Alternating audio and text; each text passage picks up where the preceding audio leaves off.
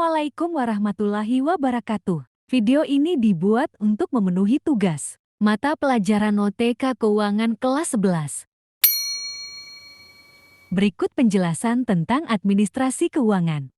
Pengertian administrasi keuangan.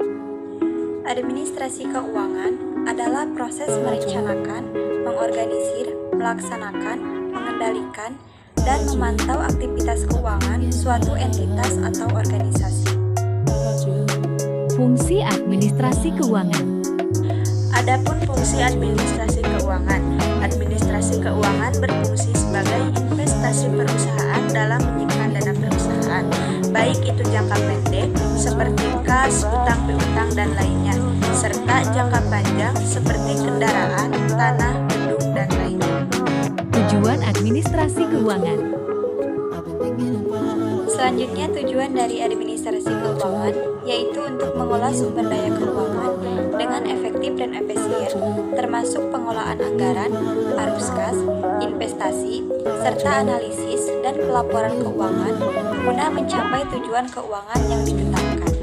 Dasar pengelolaan administrasi keuangan. Selanjutnya, dasar pengelolaan administrasi keuangan. Dasar pengelolaan administrasi keuangan melibatkan proses perencanaan, pelaksanaan, dan pengawasan terhadap aspek keuangan sebuah organisasi atau individu. Ini mencakup pembuatan anggaran, pencatatan transaksi keuangan, pengendalian pengeluaran, dan penyusunan laporan keuangan. Penting untuk menjaga ketepatan, keteraturan, dan kedisiplinan dalam mengelola administrasi keuangan guna mencapai tujuan keuangan yang diinginkan. Dasar kebijakan pengelolaan keuangan. Selanjutnya, dasar kebijakan pengelolaan keuangan. Dasar kebijakan pengelolaan keuangan biasanya mencakup prinsip-prinsip seperti penghematan, efisiensi pengeluaran, pengelolaan utang, alokasi anggaran yang bijaksana, dan transparansi dalam pelaporan keuangan. Hal ini bertujuan untuk memastikan keuangan yang sehat dan berkelanjutan bagi suatu entitas atau organisasi. Macam-macam peraturan tentang pengelolaan keuangan.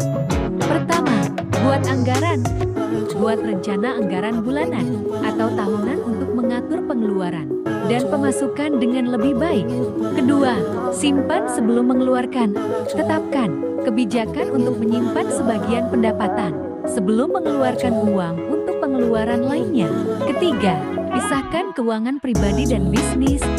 Jika Anda memiliki bisnis, penting untuk memisahkan rekening dan transaksi pribadi dengan yang berhubungan dengan bisnis.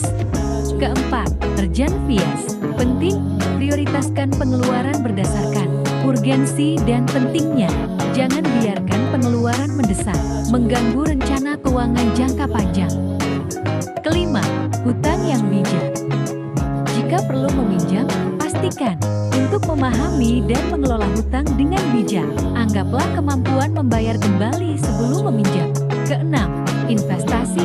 Pertimbangkan untuk berinvestasi dalam instrumen yang sesuai dengan tujuan keuangan Anda, seperti saham, obligasi, atau properti. Ketujuh, emergency fund. Selalu miliki cadangan dana darurat untuk mengatasi situasi tak terduga yang memerlukan dana segera. Kedelapan, rencanakan pensiun. Mulailah merencanakan dana pensiun sedini mungkin agar Anda memiliki cukup sumber dana ketika memasuki masa pensiun. Kesembilan, asuransi yang tepat. Pastikan Anda memiliki jenis asuransi yang sesuai dengan kebutuhan, seperti asuransi kesehatan, jiwa, atau properti. Kesepuluh, review dan revisi. Secara berkala, tinjau dan revisi rencana keuangan Anda sesuai dengan perubahan situasi dan tujuan hidup Anda. Kesebelas, batas pengeluaran. Tentukan batas pengeluaran untuk kategori tertentu seperti makanan, hiburan, atau belanja agar pengeluaran tetap terkendali. Kedua belas, cari diskon dan penawaran. Belanja dengan bijak dengan mencari diskon, penawaran, atau menggunakan program loyalitas untuk menghemat pengeluaran. Ingatlah bahwa setiap individu memiliki situasi keuangan Yang unik jadi penting untuk menyesuaikan peraturan ini dengan kebutuhan dan tujuan Anda.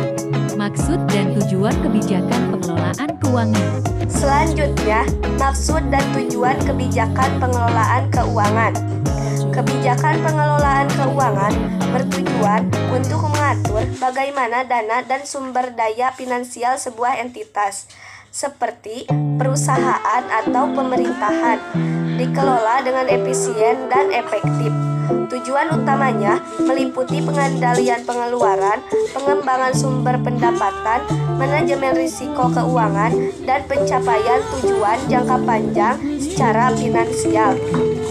Kebijakan ini juga bertujuan untuk menjaga keseimbangan antara pendapatan dan pengeluaran, serta memastikan transparansi dan akuntabilitas dalam pengelolaan dana.